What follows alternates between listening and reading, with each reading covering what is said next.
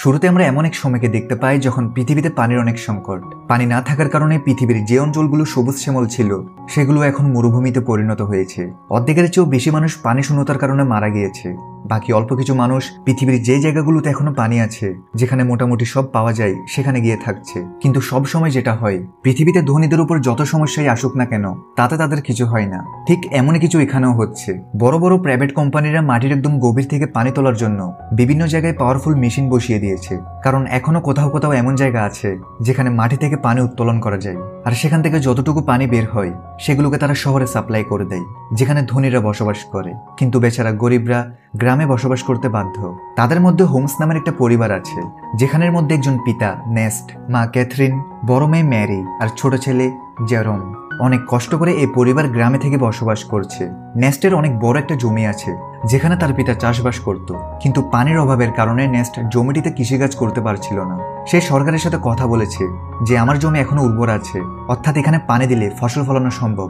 তবে কারো থেকে নেস্টের কথাই বিশ্বাস হয় না। তাই নেস্ট নিজেই জমি খনন করতে থাকে, এই আশায় যে এখান থেকে ভাগ্যক্রমে কোনো পানি বের হলে সে আবার চাষবাস করতে পারবে এবং সেই ফসলগুলো বিক্রি করে পানির অভাবকে নিজের পরিবারের জন্য পূরণ করতে পারবে।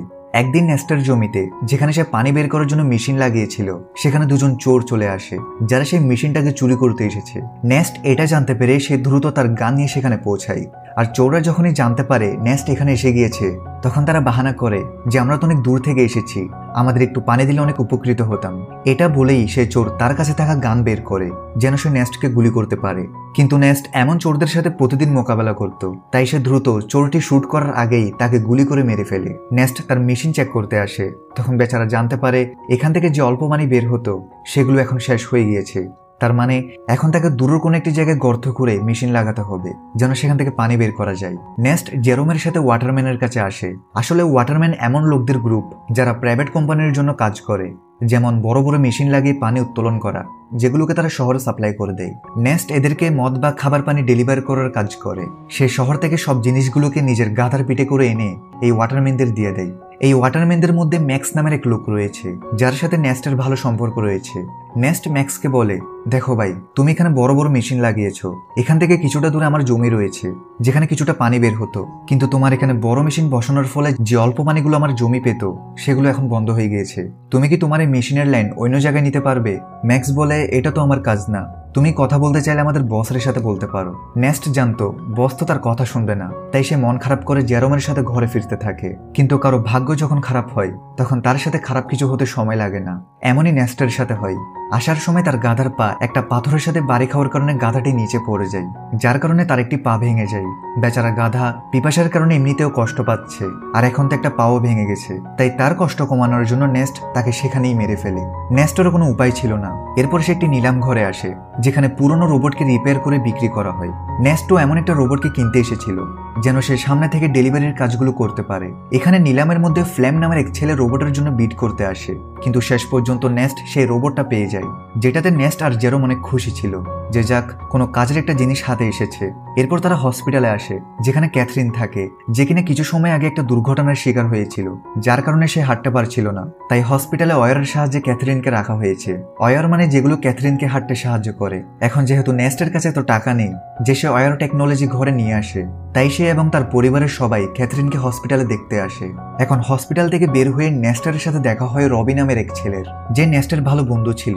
রবির থাকার কোনো ঘর ছিল না, সাথে সে মানসিকভাবে দুর্বল। তাই নেস্ট তার কাছে যেটুকু পানি ছিল সে রবি আর তার পরিবারকে সেগুলো দিয়ে দেয়, কারণ যদিও তার কাছে পানির অনেক অভাব, কিন্তু তার মন অনেক বড় ছিল। এখন নেস্ট সেখান থেকে যখনই ঘরে ফিরে আসে, তখন তার কাছে ফ্ল্যাম পৌঁছায় আর বলে, তোমার রোবটটা আমাকে একটু দাও, আমার কিছু গুরুত্বপূর্ণ কাজ আছে। তবে নেস্ট জানতো ফ্ল্যাম একটা বদমাশ ছেলে, সে রোবট ফিরিয়ে দেওয়ার সময় অনেক নাটক করবে। তাই নেস্ট রোবট দিতে সাফ মানা করে দেয়। সাথে এখানে বলে দিই ফ্ল্যামের সাথে নেস্টের মেয়ে ম্যারির চক্কর চলছে। নেস্ট অনেকবার ম্যারিকে বোঝায় যে সে যেন ফ্ল্যাম থেকে দূরে থাকে, সে ভালো ছেলে না। কিন্তু ম্যারি জীবনে কোনো ছেঁকা না খাওয়ার কারণে সে নেস্টের কথায় রাজি হয় না, বরং সে ফ্ল্যামের কারণে তার পিতাকে ঘৃণা করে। এখন মা বাবার কথা না শোনার কারণে ম্যারির সাথে খারাপ কিছু ঘটতে চলেছে কিনা তা আমরা সামনে জানতে পারবো। এর পরের দিন নেস্ট আরেকটি জায়গায় গর্ত খুঁড়ছিল যেন সে সেখান থেকে পানি পায়, কিন্তু বড় মেশিনের পাইপলাইনের কারণে আশেপাশের সব এলাকা শুকিয়ে রয়েছে। তাই নেস্ট এখানেও নিরাশ হয়। নেস্ট গর্ত খোঁড়ার সময় সে জেরোমের সাথে কথা বলছিল। সে বলে, আমি যখন শহরে গিয়েছিলাম তখন সেখানে আমি একটা মেয়েকে দেখেছিলাম, যার চুল তো ছোট কিন্তু দেখতে খুব সুন্দর। এখন তুমি বড় হয়ে গিয়েছো, তুমি বলে তার সাথে তোমার ফিক্স করিয়ে দিই। না জানি এমন অবস্থায় আমরা আর কতদিন বেঁচে থাকতে পারবো, তাই আমাদের কাছে যত সময় আছে সেগুলোকে আমাদের ভালোভাবে কাটানো উচিত। আর এইভাবে নেস্ট আর তার ছেলে কথাবার্তি বলে ভালো সময় কাটায়। এরপর নেস্ট যখনই ঘরে আসে তখন ম্যারি বলে, আমার টাকা চাই বাবা, আমি ফ্লেমের সাথে যাচ্ছি, আমার এখানে দম বন্ধ হয়ে যাচ্ছে। নেস্ট বলে, দম বন্ধ হয়ে যাচ্ছে মানে? আমি ছোটকাল থেকে তোমাকে লালন পালন করেছি, তোমাকে সব দেওয়ার চেষ্টা করেছি, তবুও তুমি এমন কথা বলছো। কিন্তু ম্যারি তো উপর থেকে জবাব দেয়। সে বলে, আমার এখানে বাস করছি না, বরং সার্ভাইভ করছি, আমি এমন জীবন চাই না। নেস্টের লাখ বোঝানোর পরও যখন ম্যারি মানে না, তখন নেস্ট ম্যারিকে একটা রুমে বন্ধ করে জানালাতে প্যারেক মেরে দেয়, যেন সে ফ্লেমের সাথে দেখা করতে না পারে। যার পরে নেস্ট যখনই সাপ্লাই দেওয়ার জন্য শহরে যাচ্ছিল তখনই সে জানতে পারে তাদের গ্যারেজ থেকে রোবট গায়েব। এটা দেখে তার অবস্থা খারাপ হয়ে যায়। সে টেনশন করতে থাকে। সে বুঝতে পারে এই কাজটা ফ্লেম ছাড়া আর কেউ করতে পারে না। তাই সে সেখান থেকে দ্রুত ওয়াটারম্যানের কাছে আসে, যেন তাদের জিজ্ঞাসা করতে পারে যে ফ্লেম এখানে এসেছে কিনা। কিন্তু সে সেখানে আসতেই ম্যাক্স আর বাকি ওয়াটারম্যানরা মিলে তার উপর আক্রমণ করে দেয়, আর সবাই মিলে তাকে মারধর করতে থাকে। তাদের কথা অনুযায়ী তুমি আমাদের সাপ্লাই চুরি করেছো, যেটা আমাদের কষ্ট অর্জিত ছিল, সেটা হয়তো তুমি অন্য কোথাও বিক্রি করে দিয়েছো। নেস্ট বলে, আর এটা কি বলছো তুমি? আমি তো নিজে জিজ্ঞেস করতে এসেছি যে ফ্লেম আমার রোবট এখানে নিয়ে এসেছে কিনা, কিন্তু উল্টো তোমরা আমাকেই মারছো। নেস্ট বুঝতে পারে অবশ্যই ফ্লেম নেস্টের বদলে সাপ্লাই নিয়ে নিয়েছে, আর সেটা ওয়াটারম্যানদের দেওয়ার বদলে চুরি করে অন্য কোথাও নিয়ে গিয়েছে। তাই নেস্ট যেমনি করে ওয়াটারম্যানদের থেকে নিজেকে ছাড়িয়ে ফ্লেমকে খুঁজতে থাকে। আর বেশ কিছুক্ষণ খোঁজার পর সে ফ্লেমকে পেয়ে যায়, এবং নেস্টের সন্দেহ সঠিক ছিল, ফ্লেমই সাপ্লাই চুরি করেছে, আর সেটা সে আরামে খাচ্ছিল। তাই নেস্ট গান পয়েন্ট করে ফ্লেমকে ভয় লাগায় আর তাকে ওয়াটারম্যানের কাছে নিয়ে যেতে থাকে, এটা বলার জন্য যে সাপ্লাই আমি নয় বরং ফ্লেম চুরি করেছে।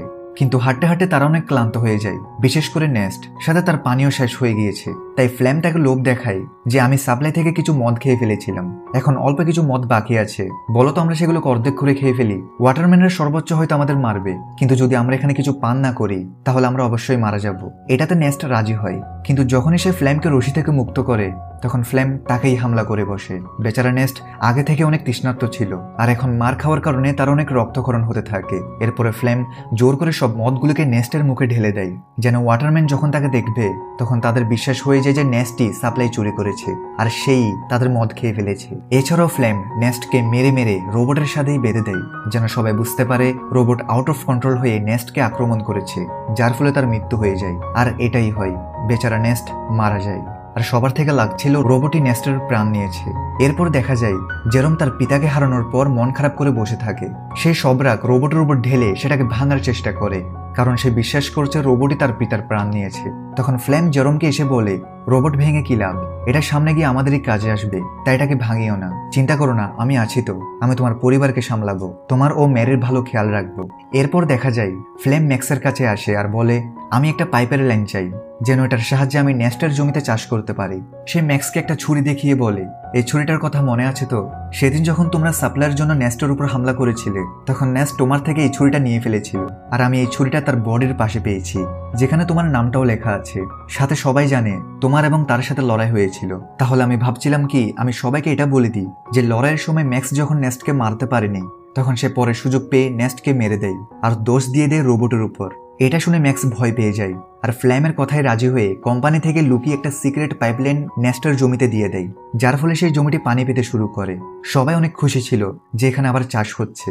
ফ্লেম প্রতিদিন লাঙ্গল চালায় যেন ফসল ফলাতে পারে, আর দেখতে দেখতে তার পরিশ্রমেরও ফল পাওয়া যায়, অর্থাৎ ক্ষেতের সব দিকে ফসল ফলতে শুরু করে, যেগুলো দেখে জেরোম আর বাকির অনেক খুশি ছিল।